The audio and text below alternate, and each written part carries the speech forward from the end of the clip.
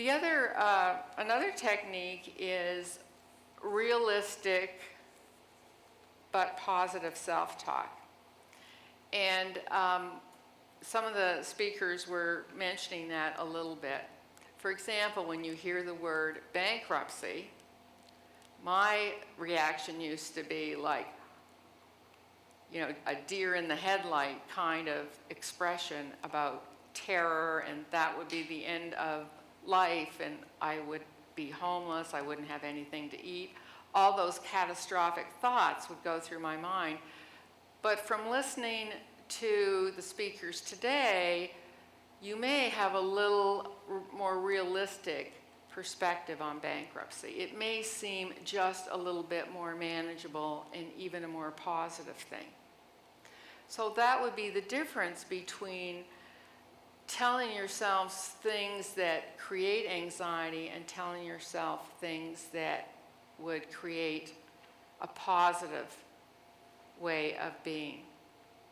So even if I had to do bankruptcy, I could either tell myself, this is horrible, this is the worst thing that's ever happened to me, I'm never going to get out from underneath that, all of which is going to de-energize me and make me sit still and depressed. Or I could say, okay, I have to do bankruptcy, this is going to help me, it's not forever. As Mr. Price said, it's only money, you know, I'm still healthy, my family's healthy, we're all together today.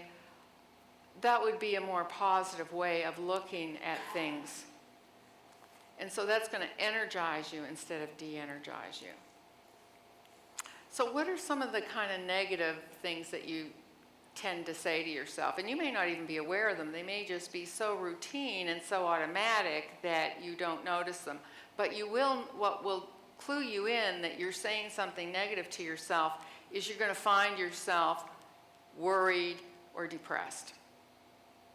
So you'll experience the feeling before the awareness of the word comes to you. So if you think about what are some of the things that you're aware of that maybe you've been saying to yourselves before you came here today. I'm sorry? Okay, we need construction business, there isn't any, doesn't look like there's going to be any. Okay, so how would you kind of rework that self-talk? I'm eating today, I do have money today, and I don't know what the future really holds, so why? Yeah, there's no construction business today, or very little. I don't know about tomorrow. I'm assuming things are going to change. Because things always change, don't they? When they're good, they change to be less good. When they're less good, they change to be good. Everything always changes. So that's another way to help keep your perspective that wherever you are today is not going to stay static.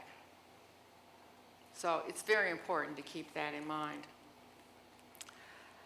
Okay, so it's important when you start to feel anxious, and there's some space there on your handout, to write down what it is that you're telling yourself about the situation.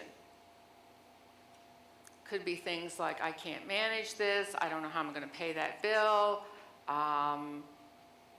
it's always going to be like this, I'm never going to be able to pay my bills. So it's important to be able to be aware of that. And if you can write it down, it increases your awareness. You don't have to, but it is helpful, at least in the beginning when you're learning to do this. And then you have to look at that statement. And usually those kind of statements that create anxiety and depression, they're usually very general statements that imply that life is going to be like this for the next 200 years.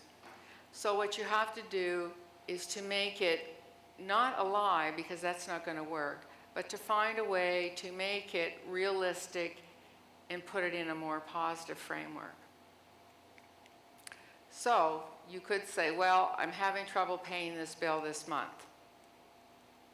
That makes it a little better than for the next 20 years.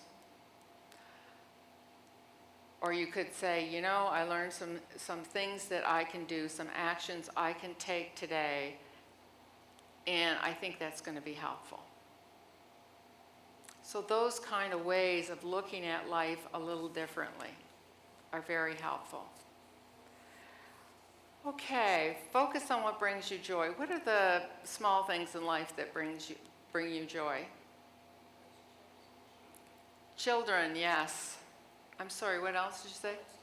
Relationships, yes. Friends, family. Or at least those members of your family that you like, right? Yeah, that brings you joy. What else brings you joy? I'm sorry? Riding.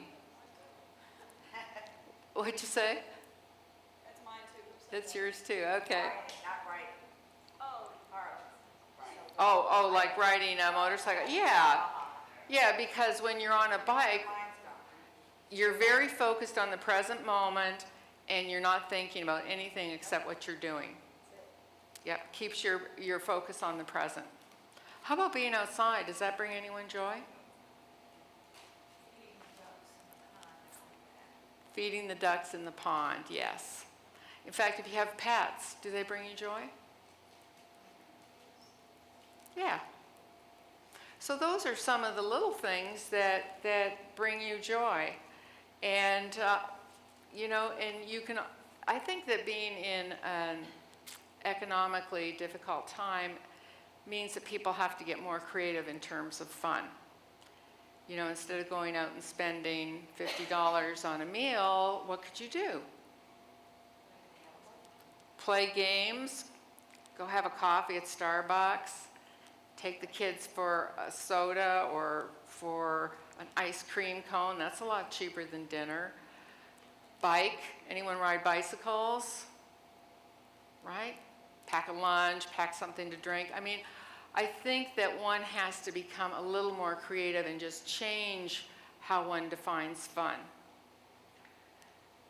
And I think it's a very positive thing to do. And personally, I believe that that's going to be one of the long-term blessings that come out of our struggles economically, is that we're going to redefine what is important in our life and hopefully not lose a sense of that again.